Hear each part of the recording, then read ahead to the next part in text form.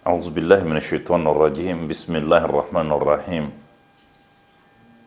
الحمد لله رب العالمين والصلاة والسلام على رسول الله صلى الله عليه وعلى آله وأصحابه وسلم تسليما كثيرا أما بعد فالسلام عليكم ورحمة الله وبركاته. Chers frères, chers sœurs en islam, craignons Allah. Allah subhanahu wa ta'ala nous dit dans le Saint-Coran: Ya ayyuhallazina amanu taqullaha haqqa tuqatihi wa la tamutunna illa wa antum muslimun. Allah exhorte ceux qui le craignent, les croyants, ceux qui ont la foi, de le craindre et de penser à demain, de penser après la mort. Ya ayyuhallazina amanu taqullaha. Vous les croyants, vous avez la foi, craignez Allah comme il doit être craint, ne mourrez qu'en pleine soumission. On doit se soumettre à Allah. La présence des hommes et des djinns sur cette terre-là, c'est pour un but bien déterminé. Car Allah subhanahu wa ta'ala nous dit dans le Saint-Coran: Wa ma khalaqtul jinna wal insa illa liya'budun. Je n'ai créé les djinns et les hommes que pour m'adorer. Donc, notre but est très clair là, sur cette terre-là, c'est pour adorer Allah. Chers frères, craignons Allah. Chers sœurs, n'oublions pas que nous allons retourner vers Allah. Donc, évitons la colère d'Allah sur cette terre-là. Quand les hommes refusent donc d'adorer Allah, quand les hommes refusent, n'est-ce pas, de suivre les traces du prophète sallallahu alayhi wa sallam, quand les hommes se donnent à toute forme, à toute action qui est contre l'islam, ça peut amener la colère d'Allah subhanahu wa ta'ala sur la terre. Dans le Saint-Coran, on a un exemple. Le prophète Lut, sa communauté, il y a des hommes et des femmes. Et les hommes se donnent donc à l'homosexualité. Voyez-vous? Et le prophète Lut a passé par tous les moyens pour expliquer donc à son peuple, surtout les hommes: voici les femmes, il faut les marier. Allez vers donc les femmes, il faut les prendre, il faut les marier. Mais non. Les hommes, ce qui les intéresse là, leur passion, c'est l'homosexualité. Les hommes entre eux. Et ce n'est pas une bonne chose. Et quand le prophète Lut a eu donc des étrangers, des anges qui sont venus sous forme donc, de personnes qui sont adressées à Lut pour dire qu'aujourd'hui on est venu pour alors détruire carrément ce peuple-là, parce que les gens parmi eux ont des mauvais comportements. Et effectivement, alors donc, et ils ont dit à Lut de se préparer, lui et également donc tous les croyants qui sont parmi ces gens-là doivent quitter donc la ville.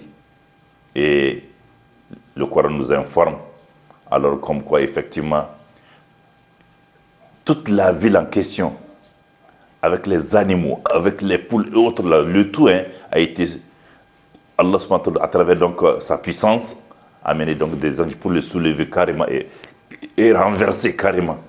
Soulever carrément, puis renverser. Voyez-vous la catastrophe? Parce qu'il y a eu donc la colère d'Allah sur la terre. Donc on doit éviter ça.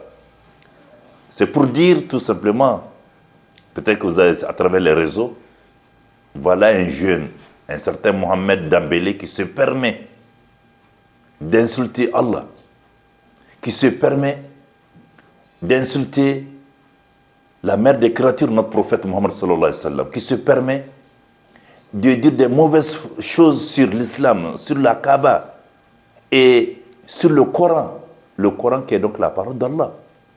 Voyez-vous, il va jusqu'à prendre le Coran, déposer et puis mettre ses pieds là-dessus, piétiner le Coran. Ah, quel acte, combien d'actes qu'il a fait comme ça. Mais c'est très, très grave. Celui qui se dit musulman doit être écœuré. Ça doit faire mal. Hein? Faire un seul acte, insulter Allah, ça va. L'intéresser, comprendre, Allah s'est adressé à Allah seul. Mais tous les grandes parties de l'islam, à commencer par notre créateur Allah, le prophète sallallahu alayhi wa sallam, la Kaaba, le Coran, alors s'adresser très mal parler donc de tout cela.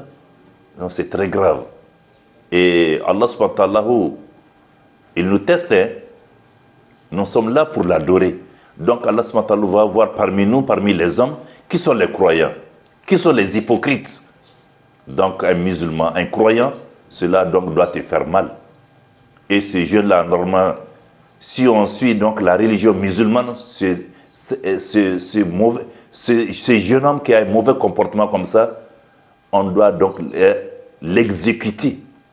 L'islam demande donc de le tuer carrément. Ça, c'est pour donner un exemple au monde, pour montrer donc à tous ceux qui ont des mauvais comportements, qui veulent se comporter ainsi, alors il faut donc les éliminer. Sinon, vous voyez ce que Allah subhanahu wa ta'ala a fait donc à la population de Lut. Alors donc on doit faire attention. Hein. Si la colère d'Allah descend, ah non, ceux qui croient en Allah, ceux qui ne croient pas en Allah, tous auront donc leur part. Et le jour de la résurrection, ceux qui sont croyants, alors donc Allah subhanahu wa ta'ala va les mettre donc, du bon côté. Et les autres là vont donc vers la catastrophe. Donc c'est pour dire, chers frères, chers sœurs, il y a lieu de faire énormément attention. Évitons la colère d'Allah sur la terre. Alors, ce jeune homme Mohamed, voyez-vous encore son prénom, Mohamed? Donc ça veut dire que c'est un homonyme de notre prophète Mohammed sallallahu alayhi wa sallam. Mohamedou, Ahmed, Hamidou, Madou. Donc ça c'est des homonymes au prophète sallallahu alayhi wa sallam. Ils doivent être des exemplaires. Mais ce jeune homme a un très mauvais comportement. Donc c'est pour dire une leçon qu'Allah subhanahu wa ta'ala, qu'on doit se rappeler les uns et les autres. Au niveau donc de tous les musulmans, au niveau de toutes les familles, nous devons donc penser à bien élever nos enfants. Dans le cas de l'islam, hein, là, cet enfant est très très mal éduqué. Allez-y voir, vous allez trouver que non. Donc, ses parents n'ont pas veillé sur lui. Ou encore, en tout cas, il n'a pas écouté les parents. En tout cas, il a une très mauvaise éducation. Sinon, même si quelque part, on lui a donné donc des tonnes d'or et d'argent, alors donc, s'il avait un bon comportement, alors il n'allait jamais faire cela. En tout cas, chers frères, chers sœurs en islam, pensons à demain, pensons donc à la mort, pensons au grand jour du jugement dernier. Et si au niveau d'ici au Mali, alors donc le Haut Conseil islamique demande aux musulmans de sortir, tout musulman, tout celui qui se dit musulman, alors doit sortir à cette rencontre-là. Pour montrer effectivement que alors ça ne t'a pas plu. Si tu restes chez toi dans ton salon pour dire que non, je suis de cœur avec les gens, mais tu ne sors pas, non. Et on doit éviter toute forme d'hypocrisie. Allah nous teste, il nous voit. Hein. Donc c'est des épreuves qui sont là. C'est pour voir vraiment parmi les gens qui sont les croyants, qui sont les hypocrites. Alors, donc c'est donc l'occasion. Montrer effectivement que tu n'es pas content. Ce que l'enfant l'a fait, ce que ce jeune homme a fait, alors donc mérite une grande sanction. Et les autorités doivent prendre leurs responsabilités. Les autorités du Mali doivent prendre leurs responsabilités. Chercher ce jeune-là, alors donc le sanctionner sérieusement. Alors, et éviter des choses. Donc, tous ceux qui se permettent donc de mal parler sur l'islam, ceux qui vont jusqu'à également à faire le salut sur des individus qui n'est pas le prophète sallallahu alayhi wa sallam, devant nous, devant les gens, on doit l'interdire. Et qui peut le faire, c'est le pouvoir, c'est les autorités. Donc, les autorités, prenez vos responsabilités. Le Mali, on dit que c'est un Mali à 95 ou 90% musulman. Donc, faisons énormément attention, qu'Allah nous guide. Qu'Allah subhanahu wa ta'ala nous assiste, qu'Allah subhanahu wa ta'ala nous pardonne, qu'Allah subhanahu wa ta'ala nous protège donc de tous les maux. Qu'Allah subhanahu wa ta'ala nous accorde une bonne fin. Et nous vous disons assalamu alaikum wa rahmatullahi wa barakatuh.